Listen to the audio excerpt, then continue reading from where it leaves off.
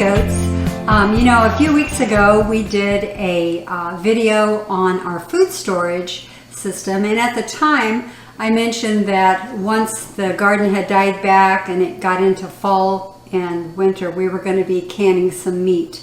So we thought, since the garden is just about done for, we would go ahead and take this time to can up beef, because it's one of the easiest things you can do. So I have actually weighed this out, and we've got about 7.5 pounds. And this particular cut of meat is an arm roast. Now normally this is over $5 a pound. I've seen it $5.99, $5.49, whatever. But we got this on sale for $2.99, so I bought several packs of it. Anyway, what we're going to do now is just cut this into chunks.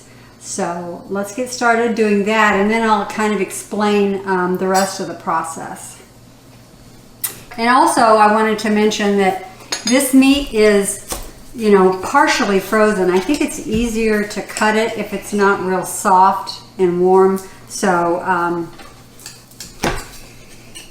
it's kind of stiff. Anyway, what you're going to want to do is remove the large portions of fat. A little bit of fat is fine, it gives it flavor, but if you've got a big, thick area of fat on the outside, for instance, you're going to want to cut that off. And then it's just a matter of cutting it into chunks.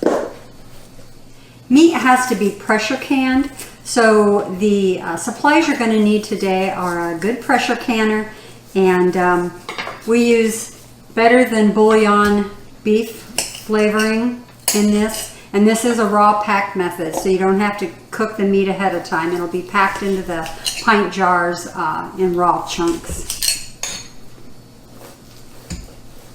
So Jim and I are going to cut this meat up, and when we come back, I'll show you how we can it up and get it processed. So as you can see, this is about the size of chunks that we cut our meat into.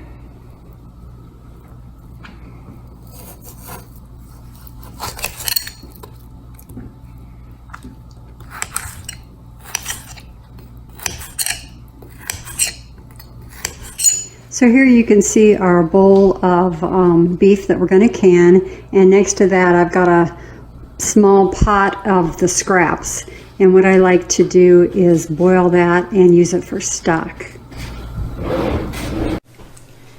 Okay, we got our meat cut up, and you know, we started out with 7.5 pounds, and once the big chunks of fat were cut off, we ended up with not quite 6 pounds of meat cubed up. So I've got the fat on the stove cooking, and you know, if you wanted to add vegetables to make your stock, you could do that. I know a lot of people add celery and onions and carrots and whatever. I typically just do the meat, but once that fat is all cooked up nicely, and I think I've rendered all the juice that I'm going to from that, then I will also can that. But for now, we're just going to do the beef. So my jars are here, and I like to do pints. You know, it's just the two of us, and if I always needed more than 1 pint, I can open another one. But anyway, your jars do not have to be sterile. They just need to be clean, because you will be pressure canning these. So the first thing I'm going to do is add my canning salt to this. And each pint jar is going to get half a teaspoon of canning salt. I don't know how much I'm going to get out of this, but I'm guessing I'm probably going to get 5 or 6 jars anyway. So we shall see. I'll go ahead and get 6 ready and see how far that takes us. Actually, I might get 6 or 7, because I don't think a pint will hold a whole pound. I think it's closer to 3/4 of a pound, so I'll probably get 6 or 7 jars out of this. Anyway, now here's your Better Than Bouillon. Now you don't have to add this if you want to can beef. You can just add boiling water to the meat in the jar. But we like the Better Than Bouillon. It just kind of enhances the flavor. It doesn't overpower it. It still just tastes like a nice piece of a roast, a pot roast. But anyway, the recipe that I follow calls for half a teaspoon of Better Than Bouillon, beef flavored, to each pint jar. And just measure it out and kind of dollop it in there.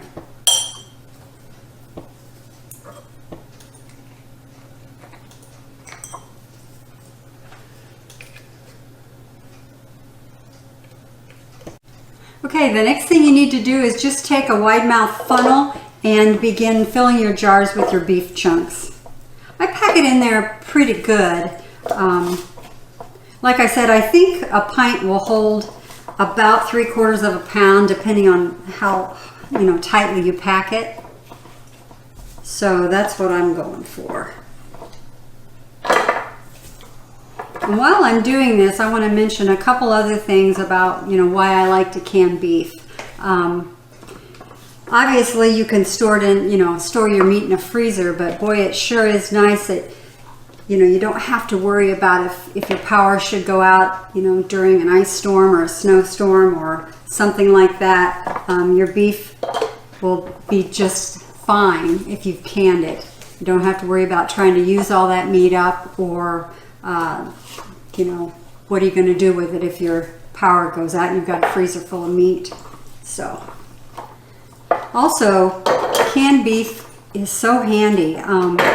You're probably wondering, what am I going to do with my canned meat? How do I use it? Well, there are 2 or 3 ways that we use it. One of them is to make Italian beef sandwiches with it. They are so good. If you've never had Italian beef sandwiches, you really need to give that a try. I think my recipe calls for maybe 3 or 4 pounds of meat, which obviously would make a large amount of Italian beef, more than Jim and I could eat. So to use canned meat, what I would do is open up one of these jars of beef, and then I would, to that, using the juice and all, I would shred it up in a little saucepan, and then I would add, probably by about the teaspoonful, I would add my dry Italian seasoning, and also Lipton onion soup mix, and that makes a delicious Italian beef. If you were making a full recipe, you'd use the whole packet of either one, but since this would be a much smaller batch, I just put it in a spoonful at a time to make sure that I don't get it too strong. But anyway, once that's shredded up and heated up, you can serve that on hoagie buns with some Swiss cheese and pepper rings, and it's really, really good. And another way that you can use this meat is to make beef stroganoff with it. Beef stroganoff, you have to cut your meat real thin, and you kind of sear that, and then you make the sauce that goes with it. Well, with this, you've already got your meat, so it's just a matter of making the creamy stroganoff sauce, and then combining the already canned meat with that, and serving that over noodles or rice or even mashed potatoes. So that's really good.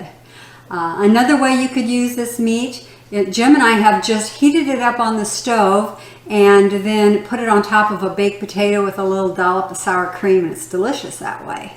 So that is a great way to quick meal too. It doesn't take any time to make something like that. And then probably the last way that I would use this canned beef is to make homemade beef and noodles.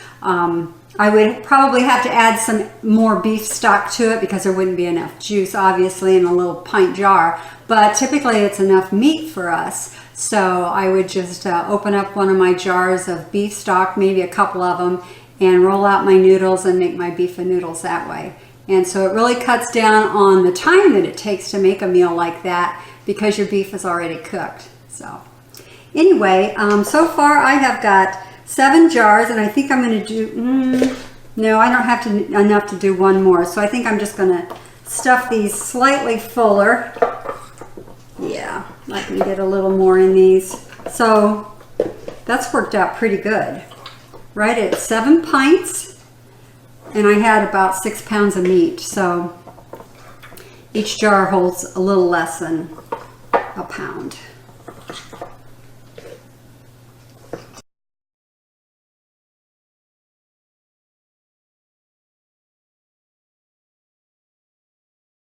Just take a clean paper towel and wipe your rims off.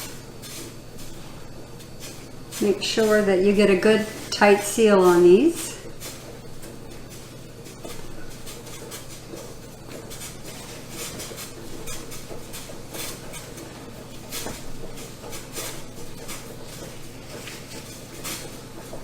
Okay, and now it's just a matter of adding your lids and rings.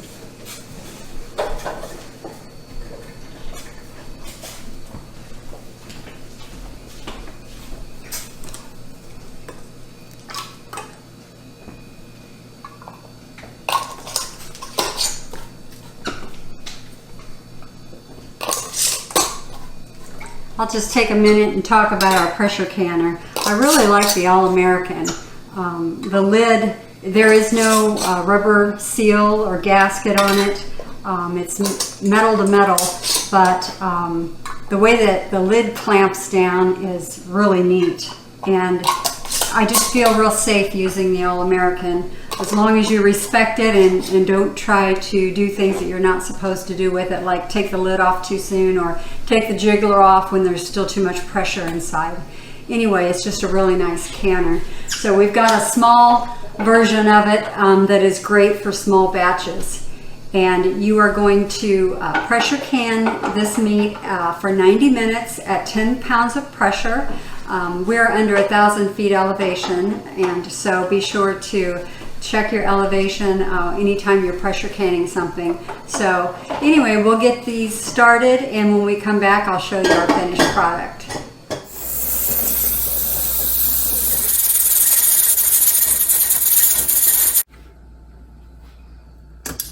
So you can see how this All-American pressure canner works.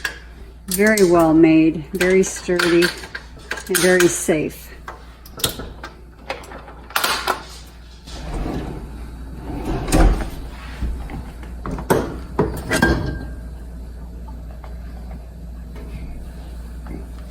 While Jim's pulling that out, let me just mention that if you watched this whole video, you saw that I skipped a step. Actually, I didn't skip the step, but I thought I was recording and I wasn't. And that's where you add the boiling water to your meat. So I always pour boiling liquids into a pitcher, and I top up with the pitcher because I think it's safer and easier and less messy. So what you need to do is just bring plain water to a boil and top each jar up. Use your plastic knife and go around the edges real good and make sure you get all the air bubbles out, and then add more water as needed. And then you're going to leave that inch of headspace before you put your lids and rings on. So it smells really good in my house. I actually used one whole package of meat and put it in the crock pot, and I've got a pot roast going too. So you can see how beautifully this turned out. I just love having canned beef on hand for a quick meal, you know, and it just kind of is just another great way of adding to your food storage. So the scraps that I'm boiling aren't quite done yet. I think I could probably render a little more broth out of that.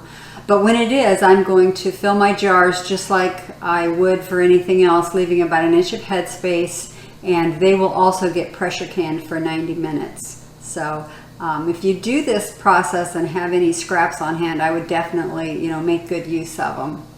Anyway, I hope you've enjoyed this video. I hope maybe it gave you some ideas on adding to your food storage.